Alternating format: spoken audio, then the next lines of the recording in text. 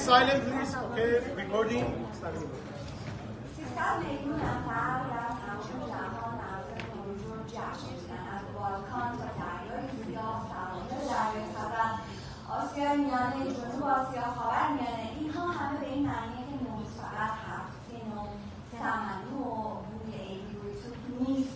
الفاظ مشابهی به کار برده میشه در تمام جهان برای توصیف نوروز. مراسم مختلف، آیین‌های مختلف برگزار میشه. می‌خوایم همراه بشیم با یک تاجیک عزیز، شهلا گلخواجه، روزنامه‌نگار تاجیک، و بشنویم از اینکه تاجیک‌ها مراسم نوروز رو چطور برگزار می‌کنن. نخست نوروز شما مبارک باشد و نوروز همه بینندگانی که مرتبط شدن. خب بخوام بگم که نوروز همیشه برای تجربه عزیز بود، معتبر بود و خیلی پرشکوه هم تجدید می‌کردن و می‌کنند به خصوص بعد از آن که جشن بین‌المللی شد.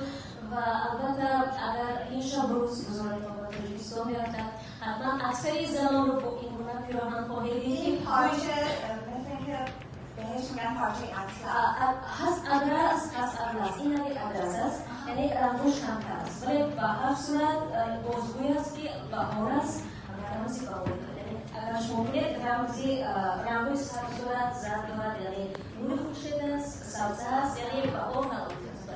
باستاب دهنده طبیعت است. در شهر بزرگ هم آیا می‌پوشن خانم‌ها؟ در کوچه ها شما میتونید ببینید وقتی که بخصوص در شهرها عید نوروز جشن میگیرن و معمولا اطلس رو به وقتی عیدهای ملی نیست میپوشن و این نوروزهای ملی تجربه است که فرق میگذارد و شما هر کجای باشید ببینید و میفهمید که واقعا این زنان مردمان تاجیک است. شهر من آدم شکمی هستم خودم. بیا اول از همه شروع کنیم به خوردنی ها بپردازیم. شما چی می‌خورید شبیه چه چیزی می‌پزید؟ آیا چیز سنتی هست که تهیه کنید؟ در نوروز ناصرتون ولی چون همیشه هیچ یک جشن نوروزی بدون سمنک نمی‌شود حتما که و اساساً سمون همون سمنک فارسی فارسی است.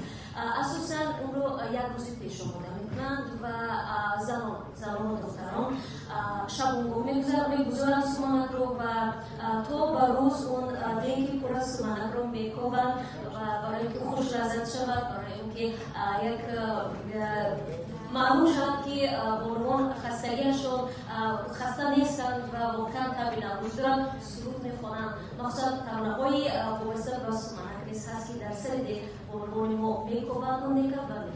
خیلی ممنونم. شهلا گلخواجه، روزنامه‌نگار تاجیک.